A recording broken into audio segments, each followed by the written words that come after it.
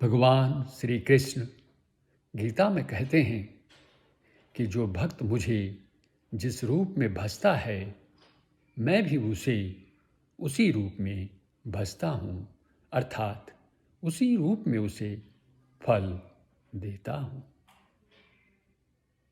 आइए आज हम चर्चा करेंगे कि विषम परिस्थितियों में हमें निर्णय कैसे लें कि हमें क्या करना है, क्या नहीं करना है।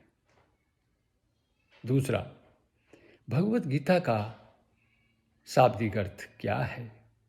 और तीसरा हमारा बिंदु रहेगा वेद तथा भगवत गीता का ज्ञान भगवान श्री कृष्ण ने सबसे पहले किसे दिया। तो आइए पहले चर्चा करेंगे कि विषम परिस्थितियों में हम कैसे निश्चित करें, कैसे डिसाइड करें कि हमारे लिए क्या सही है, क्या गलत है, क्या उचित है, क्या अनुचित है।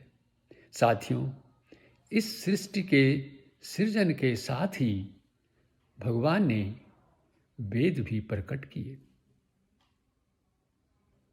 ये वेद ही हमारा मार्गदर्शन करते हैं। जब हम विषम परिस्थितियों में होते हैं,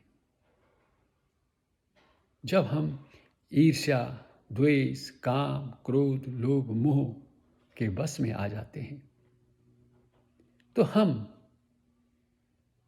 क्या उचित है और क्या अनुचित है इसका फैसला नहीं कर पाते हैं।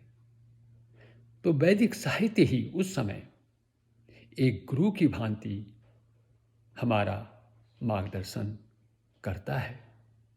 जब कभी भी हम ऐसी परिस्थितियों से गुजरें तो गीता उस समय हमारा मार्ग प्रशस्त कर देती है और हम एक उचित दिशा की ओर आगे बढ़ने लग जाते हैं।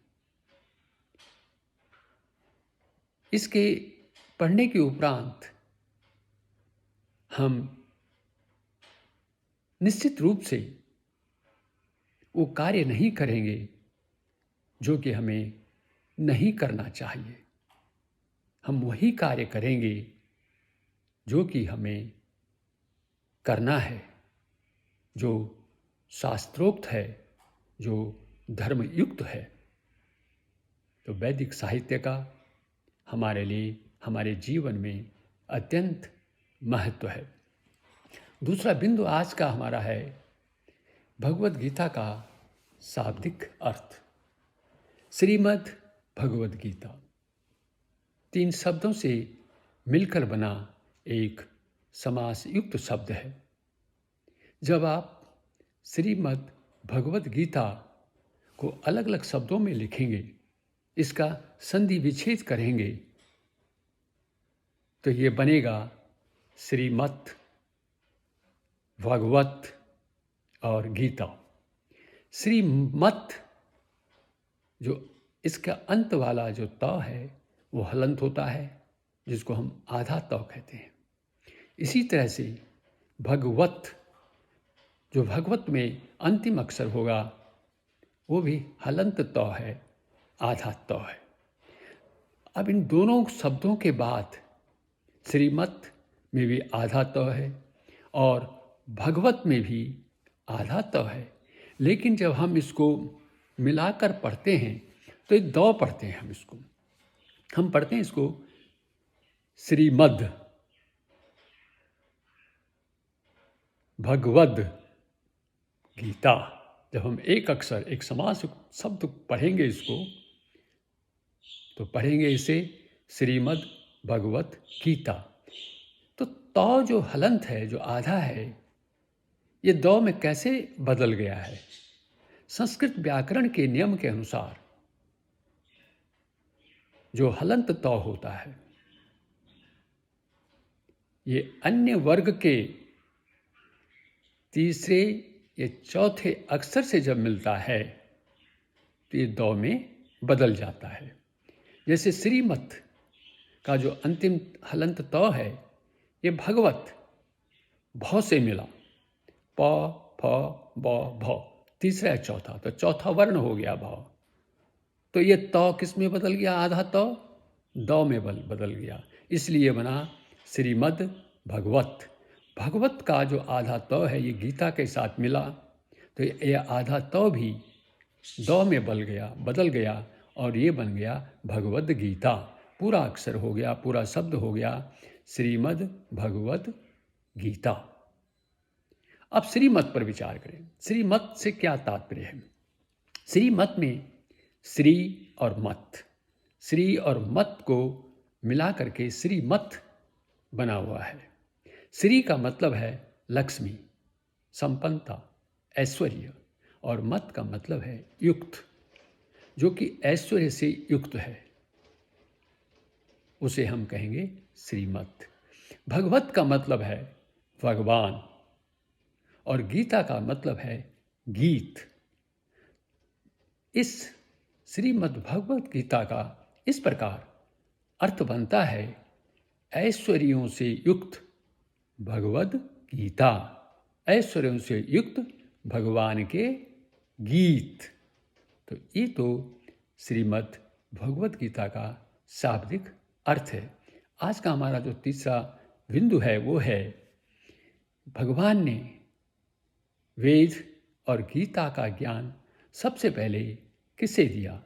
तो सबसे पहले हम बात करेंगे वेद की। वेदों का ज्ञान भगवान ने सबसे पहले ब्रह्मा जी को दिया। और ब्रह्मा जी कहाँ से प्रकट हुए? कमल से प्रकट हुए। एक प्रक्रिया चलती है।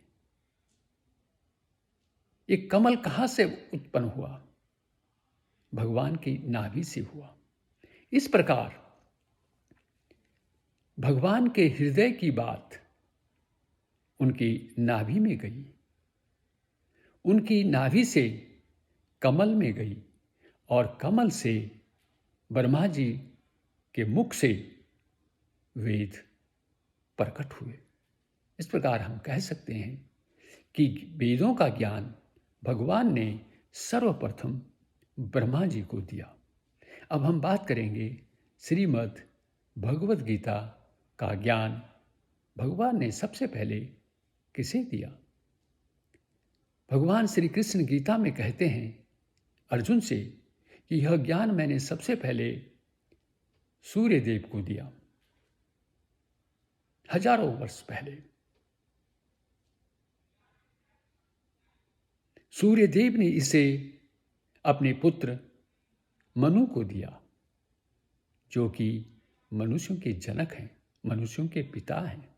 मनु से ही मनुष्य बना है। और मनु ने इसे भगवान श्री राम के पूर्वज राजा इक्ष्वाकु को यह ज्ञान दिया। लेकिन समय के छिन्न भिन्न हो जाने के कारण, समय के छिन्न भिन्न होने के कारण यह परंपरा कहीं टूट गई। इसलिए इस कलयुग के मानव के लिए भगवान श्री कृष्ण ने द्वापर युग के अंत में भगवत गीता का ज्ञान पुनः अपने सखा, अपने पार्षद अर्जुन को दिया।